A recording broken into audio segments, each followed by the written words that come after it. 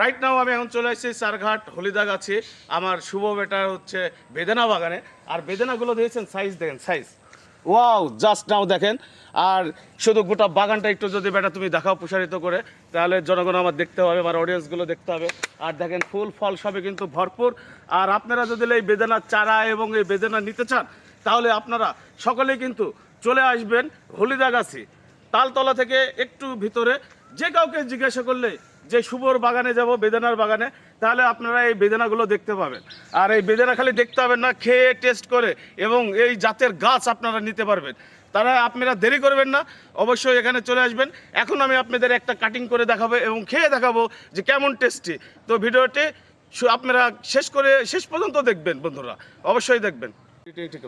Right now দেখেন, এখন দেখছেন যে বেদানাটা আমি দেখাচ্ছি, এই বেদানাটা আপনাদের দেখাবো। এটা একটু কাছে এসে সুন্দর করে জুম করে দেখাও।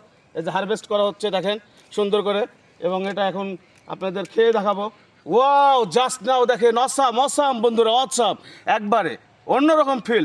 এখন খেয়ে দাও, বেড়ায় দাও যে টেস্ট কেমন এটা দেখবো। আর এটা কিন্তু গর্ভবতী মায়েদের জন্য যা উপকারী এই ফলটা, মানে অসাম বন্ধুরা। এটি শুধু গর্ভবতী নয়, যে কোনো বয়সে যে কোনো মানুষেরা কিন্তু খেতে পারবেন।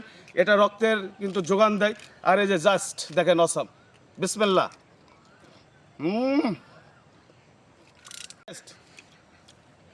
দেখেন অন্যরকম একটা ফিল। আমার রস আমার মুখে কিন্তু ভর্তি হয়ে গেছে। সুগার কিন্তু হালকা হয়েছে, এই যে সুগার কিন্তু দেখছেন হালকা, গোড়ায় কিন্তু রস।